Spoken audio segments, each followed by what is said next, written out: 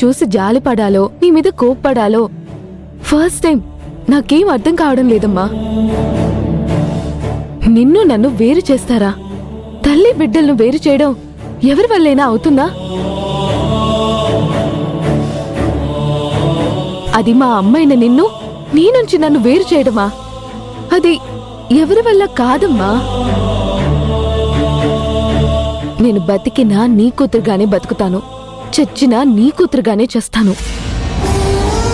ఏంటా మాటలు? లేకపోతే ఏంటమ్మా నువ్వు మాట్లాడిన మాటలు? నాకు రక్తం ఇచ్చింది అన్నపూర్ణ అని తెలిసి కూడా చెప్పకపోవడానికి కారణం నువ్వు ఇలా రియాక్ట్ అవుతావని. నాకు రక్తం ఇచ్చింది ఆవిడ కాకుండా వేరే ఎవరో అయి ఉంటే నువ్వు ఏమనే దానివి? దేవతలా చూసేదానివి కదా.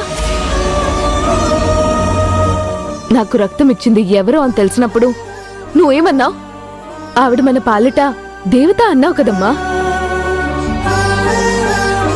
కాని రక్తం ఇచ్చింది ఆవిడే అని తెలిస్తే దేవత అన్న నువ్వే ఇలా ఎందుకు మాట్లాడుతున్నావు అమ్మా?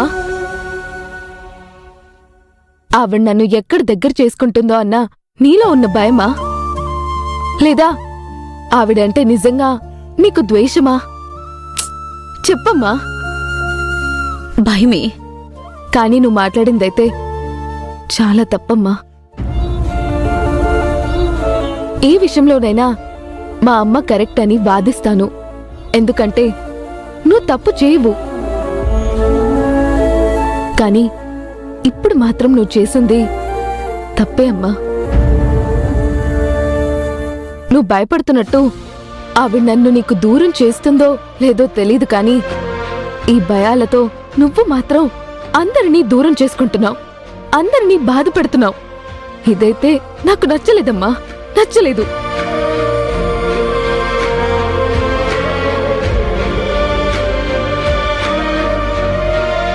ఎప్పుడు నేనే కరెక్ట్ అనే నా కూతురు ఇప్పుడు ఆ అన్నపూర్ణే కరెక్ట్ అన్నట్టుగా మాట్లాడుతుంది. ఎందుకేనేమో నేను భయపడుతుంది.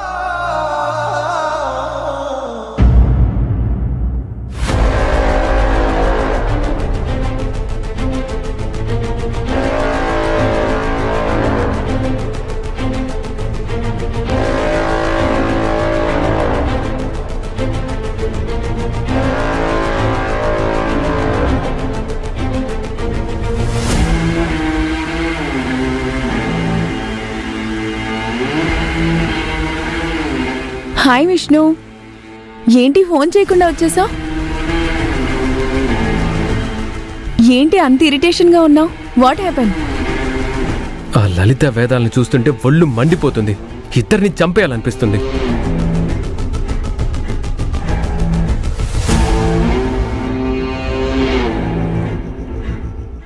ఏంటండి, విష్ణు ఏదో ఫ్రస్ట్రేషన్లో ఉన్నట్టున్నాడు. కోటయ్య పని మొదలుపెట్టినట్టున్నాడు. సరేరా.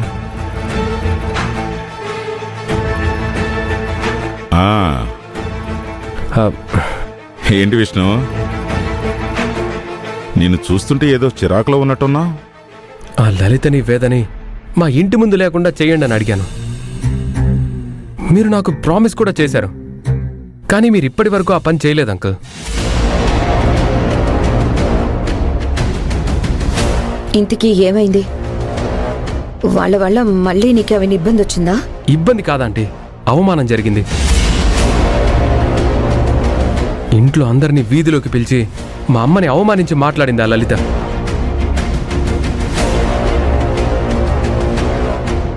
ఎందుకు?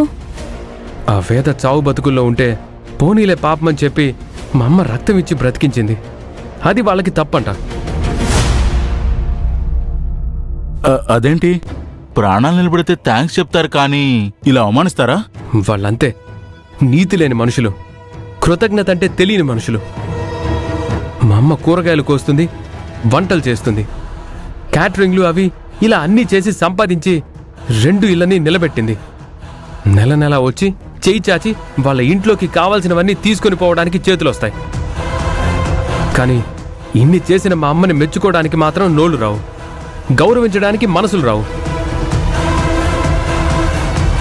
సరేలే విష్ణు, దేనికైనా టైం రావాలి. సమయం చూసి వాళ్ళని అక్కడి నుంచి ఎలా తప్పించాలో నేను తప్పిస్తా కదా. నువ్వు కూలవ్వు.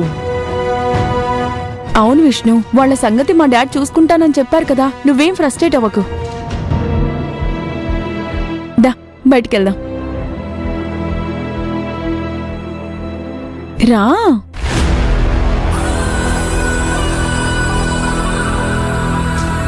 బావా, నువ్వు చెప్పినట్టుగానే ఆ కోటయ్య పనికొచ్చే పని చేశాడు.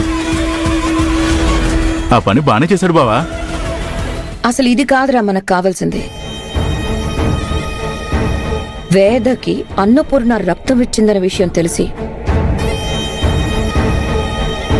గొడవ జరగడం ఒక్కటే కాదు, అసలైన మ్యాటరు వాళ్ళ డెలివరీకి సంబంధించింది.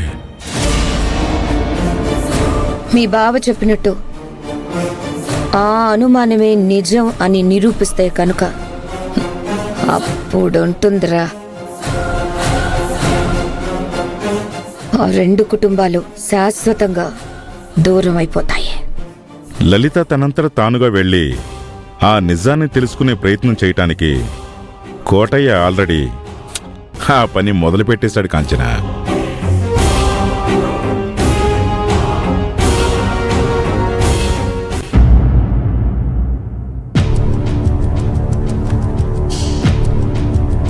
మీరు చెప్పినవన్నీ విని ఇంకా నేను మోసపోవడానికి సిద్ధంగా లేను.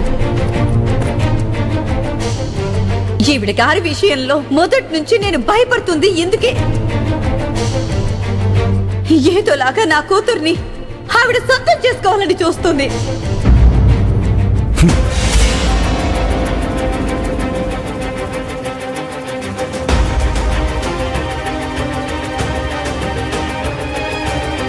ఏమండి, మజ్జిగ తీసుకోండి.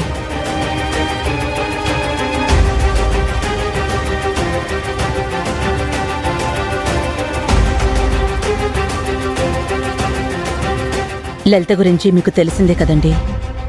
తన అన్న మాటల్ని మీరేం పట్టించుకోకండి.